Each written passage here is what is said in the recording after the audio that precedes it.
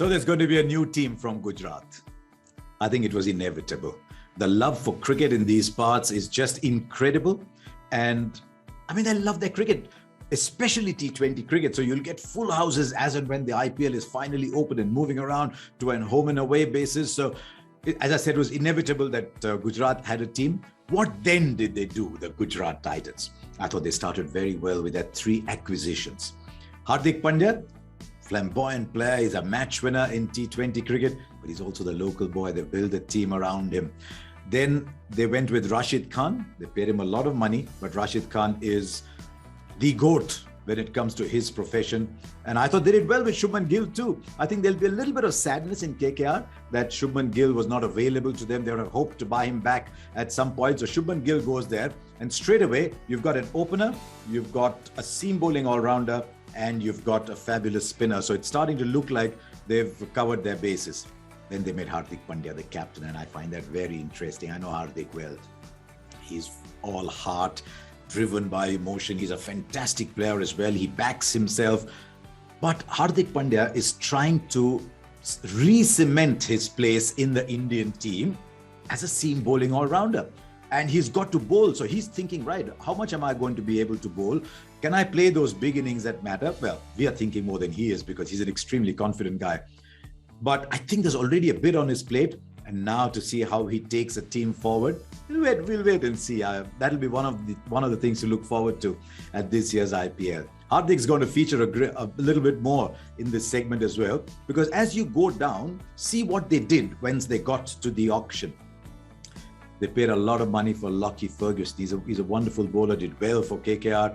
They paid a huge amount of money for Rahul Tewatia. So now you've got 2 people who are earning this year far more than they did in previous years. So that's a factor that they'll have to look at. And I think they paid decent money for Mohammad Shami. And the moment they did that, Lockie Ferguson, Mohammad Shami, Rashid Khan, that's a nice little triumvirate to have your bowling plans around. So let's go through their possible first 11, and you've got to look at it from 2 lenses.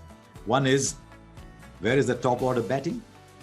And 2, what is Hardik Pandya's role going to be? And that assumes importance, because if Hardik Pandya is going to deliver 3-4 overs in every game, they can play the extra batsman. If he is not going to be able to bowl that much, then he's got to play as a batsman. It's got to go up to 5. They need someone else to play that role down the order. So let's look at both scenarios.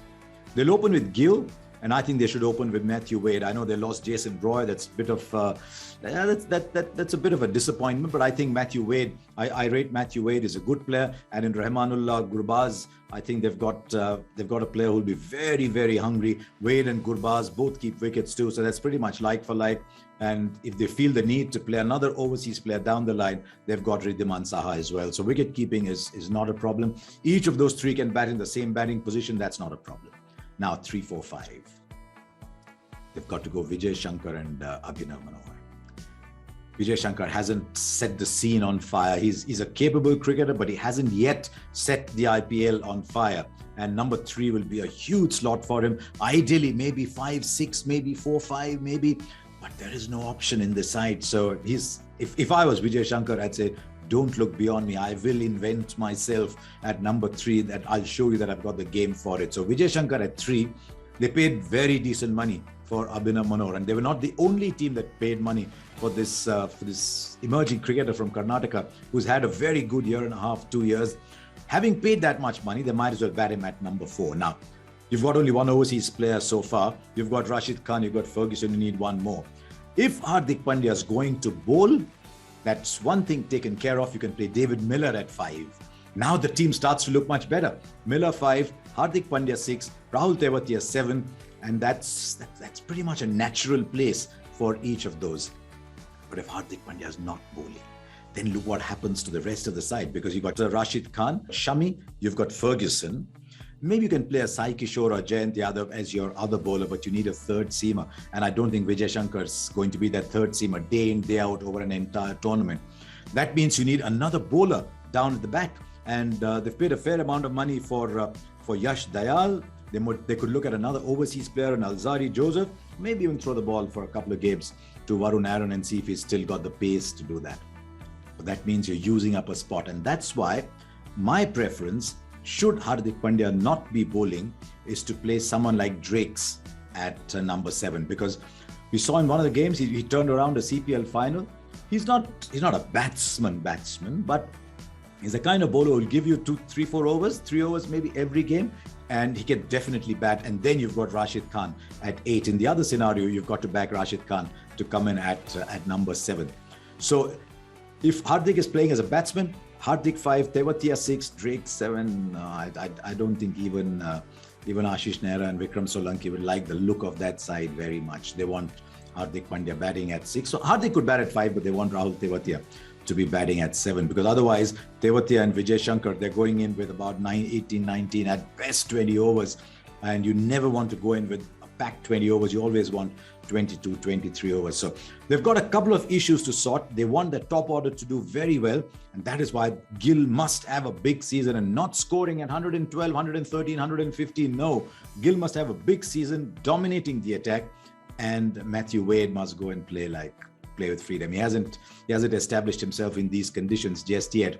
And the heroics in the T20 World Cup were all down the order with Marcus Stoinis. They were batting at 6 and 7.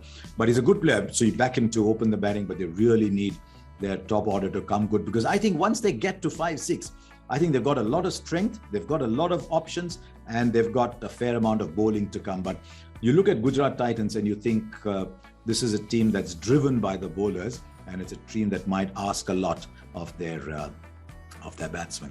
Hopefully, Tewatia will be worth the money that they've spent on him. Ferguson will have a big year, and Hardik Pandya will set the Gujarat Titans team alight and take them to wonderful new heights. But yeah, there are those couple of issues. But as I said, with every side, there are match winners in there. So watch out for the bowling.